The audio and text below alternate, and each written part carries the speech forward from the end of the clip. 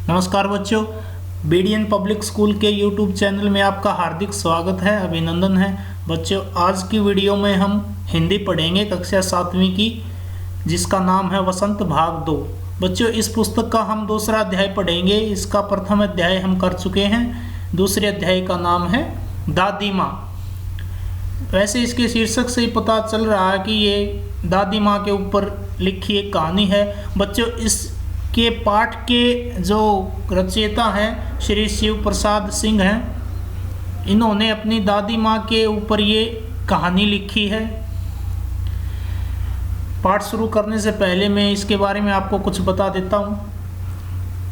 अपने लेखक है ना जो शिव प्रसाद सिंह, इसको अपने भाई का एक पत्र मिलता है जो उसमें उसे पता चलता है कि अब उसकी दादी माँ इस दुनिया में नहीं रही, और वे जो तमाम अनुभव थे अपनी दादी माँ के साथ उन्होंने बिताए थे जीवन में, वो उसको याद आने शुरू हो जाते हैं और सोचता रहता है अपनी दादी माँ के लिए। बच्चों, इस पाठ में लेखक ने हिंदू कैलेंडर के महीनों का भी वर्णन किया है। अंग्रेजी कैलेंडर के महीने तो होते हैं जैसे जनवरी, फरवरी, मार्च, अप्रैल ये इत्यादि, लेकिन हिंदू कैलेंडर के अनुसार महीने होते हैं। जैसे पहला महीना होता है चैत्र का। ये महीना अंग्रेजी महीने के अनुसार मार्च अप्रैल से शुरू होता है। पहला महीना होता है हिंदू कैलेंडर का चैत्र। अंग्रेजी कैलेंडर के अनुसार ये मार्च अप्रैल का पहला महीना होता है। जैसे जनवरी अंग्रेजी कैलेंडर का होता है पहला, और हिंदू कैलेंडर का पहला महीना होता है चैत्र। दूसरा महीना होता है वैशाख, ये अप्रैल और मई में होता है। तीसरा होता है ज्येष्ठ, ये मई और जून के बीच में होता है। चौथा होता है आषाढ़, जून जुलाई के बीच में होता है। श्रावण पांचवा, ये जुलाई और अगस्त के बीच में होता है। छठा होता है भाद्रपद, ये अगस्त और सितंबर के बीच में होता है। सातवां होता है अश्विनी, ये होता है सितंबर और अक्टूबर के बीच में। आठवां होता है कार्तिक, ये होता है अक्टूबर और नवंबर के बीच में। नौवां होता है मार्ग शीर्ष, ये नवंबर और दिसंबर के बीच में होता है। 10वां होता है पौष, ये होता है दिसंबर और जनवरी के बीच में। 11वां होता है माघ, जनवरी और फरवरी के बीच में। 12वां होता है फाल्गुनी, ये फरवरी और मार्च के बीच में। वही आ गया फरवरी और मार्च के बीच में, और मार्च और अप्रैल के बीच में फिर पहला महीना स्टार्ट हो जाता है हिंदू कैलेंडर का, जिसका नाम है चैत्र। तो इस पाठ में कुछ महीनों का वर्णन लेखक ने किया है हिंदू कैलेंडर के महीनों का। तो बच्चों, पाठ शुरू करते हैं। कमजोरी ही है अपनी, पर सच तो यह है कि जरा सी कठिनाई पड़ते ही बीसों गर्मी, बरसात और वसंत देखने के बाद भी मेरा मन सदा नहीं तो प्राय अनमना सा हो जाता है। आगे देखो, मेरे शुभ चिंतक मित्र मुंह पर मुझे प्रसन्न करने के लिए आने वाली छुट्टियों की सूचना देते हैं। आगे देखो, लेखक कह रहा है कि जो मेरे शुभ चिंतक हैं, मेरा भला चाहने वाले हैं, वो मुझे खुश करने के लिए मेरे मुंह पर तो छुट्टियों की सूचना देते हैं, और मेरे पीठ पीछे कमजोरी से घबराने वाला मुझे कहकर मेरा मजाक उड़ाते हैं। देखो आगे, मैं सोचता हूँ कि अच्छा, अब कभी न उन बातों को न सोचूंगा। ठीक है, जाने दो, सोचने से होता ही क्या है। पर बरबस मेरी आंखों के सामने शरद की शीत किरणों के समान, शरद की शीत किरणों के समान स्वच्छ शीतल किसी की धुंधली छाया नाच उठती है। और वो किसकी छाया है? लेखक अपनी दादी माँ की छाया को कह रहा है, क्योंकि लेखक को अपने भाई का पत्र मिला है और वह पत्र को पढ़कर अपनी दादी माँ को याद कर रहा है, और उसी पत्र से इसको ये पता चलता है कि अब उसकी दादी माँ इस दुनिया में नहीं रही। आगे देखो, मुझे लगता है जैसे क्वार के दिन आ गए हैं। देखो बच्चों, क्वार का महीना है, ये अश्विनी का महीना होता है हिंदू कैलेंडर के अनुसार, इसका नाम है अश्विनी। ये कब अंग्रेजी कैलेंडर के अनुसार कब होगा? ये 9वां महीना होता है सितंबर और अक्टूबर के बीच में, ठीक है। यानी क्वार के दिन आ गए हैं, यानी बरसात के दिन जा चुके हैं। इन दिनों में बरसात हो चुकी होती है। मेरे गांव के चारों ओर पानी हिलोरें ले रहा, यानी जब बरसात होकर रुकती है क्वार के महीने के बाद में बरसात हो चुकी होती है, जब चारों तरफ गांव के पानी ही पानी होता है।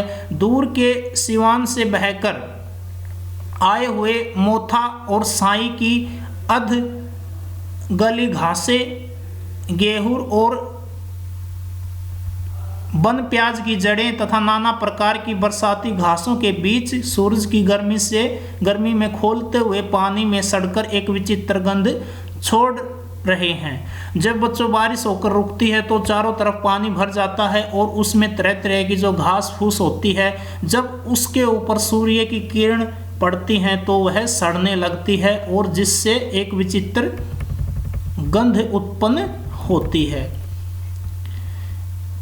आगे देखो, रास्तों में कीचड़ सूख गया है और गांव के लड़के किनारों पर झाग भरे जलाशयों में धमाके से कूद रहे हैं। जलाशय होता तालाब, जौहड़, यानी इस गांव के जब बरसात होकर रुकती है तो जल से लबालब भरे होते हैं और उनमें बच्चे खुशियों के साथ कूद रहे हैं। अपने अपने मौसम की अपनी अपनी बातें होती हैं। आषाढ़ में, ये आषाढ़ फिर महीना हिंदू कैलेंडर का आ गया है। ये कब होगा? आषाढ़ होता है जून जुलाई के बीच में। जो अंग्रेजी कैलेंडर के महीने होते हैं ना, जून जुलाई, तो उन दोनों के बीच में आषाढ़ का महीना होता है। तो क्या है, आषाढ़ के महीने में आम और जामुन का सीजन होता है। आम शुरू हो जाते हैं और जामुन लगने शुरू हो जाते हैं। चिंता नहीं कि आषाढ़ के महीने में आम और जामुन न मिले, चिंता नहीं। अगहन, ये अगहन आ गया। ये मार्गशीर्ष का महीना होता है बच्चों। ये नवंबर और दिसंबर में होता है, ठीक है। यानी नवंबर दिसंबर में शरद ऋतु प्रारंभ हो जाती है, ठंड हो जाती है, उसमें शरद ऋतु आ जाती है।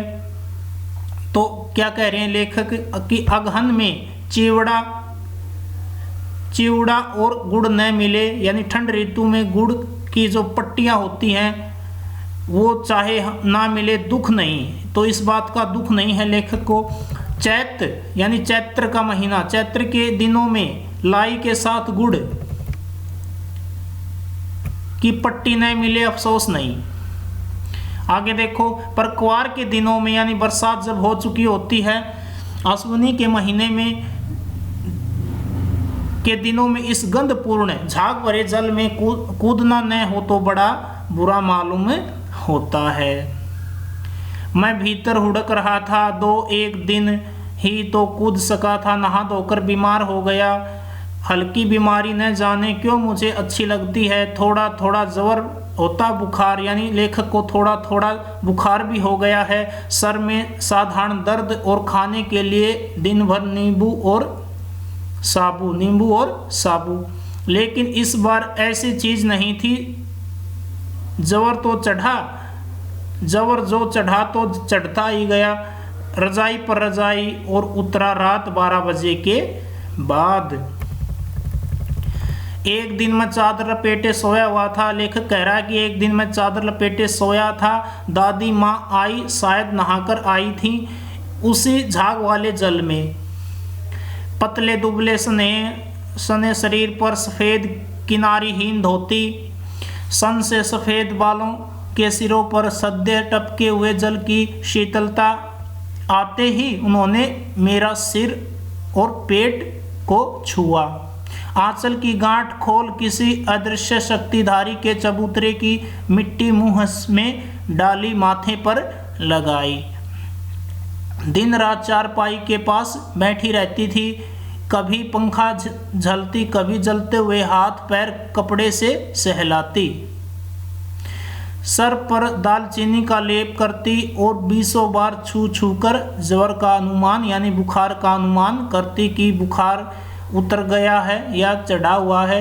ऐसा अनुमान दादी माँ, जो लेखक की दादी माँ है, वो लेखक को के साथ अनुमान करती। हांडी में पानी आया कि नहीं, उसे पीपल की छाल से छौंका कि नहीं, खिचड़ी में मूंग की दाल एकदम मिल तो नहीं गई, कोई बीमार के घर में सीधे बाहर से तो आया नहीं, आकर तो चला नहीं गया, आदि लाखों प्रश्न पूछकर घर वालों को परेशान कर देती थी। ये लेखक अपनी दादी माँ के लिए कह रहा है। आगे देखो, दादी माँ को गंवई गांव की 50 किस्म की दवाइयों के नाम भी याद थे। गांव में कोई बीमार होता उसके पास पहुंचती और वहाँ भी वही काम, हाथ छूना, माथा छूना, पेट छूना, फिर भूत से लेकर मलेरिया, सरसाम, निमोनिया तक का अनुमान विश्वास के साथ सुनाती। महामारी और विसूचिका के दिनों में रोज सवेरे उठकर स्नान के बाद लवंग और गुड़ मिश्रित जलधार, गूगल और धूप सफाई कोई उनसे सीख ले। दवा में देर होती, मिश्री या शहद खत्म हो जाता, चादर या गिलाफ नहीं बदले जाते तो वे जैसे पागल हो जाती। बुखार तो मुझे अब भी आता है, नौकर पानी दे जाता है। मेस महाराज होता जो रसोइया होता है, अपने काम अपने मन से पकड़ा कर खिचड़ी या साबू डॉक्टर साहब आकर नाड़ी देख जाते हैं। और कुनैन मिक्सर की शीशी की तिताई के डर से बुखार भाग भी जाता है, पर न जाने क्यों ऐसे बुखार को बुलाने का जी नहीं होता।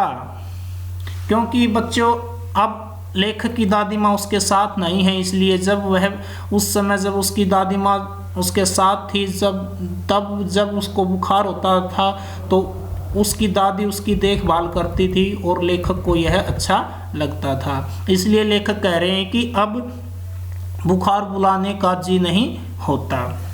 बच्चों, आज के लिए इतना ही। एक बार घर पे आप इसको दोबारा पढ़ना है और अच्छी तरह आपको समझ में आ जाएगा। आज के लिए इतना ही। इसका आगे का भाग हम कल की वीडियो में करेंगे। धन्यवाद।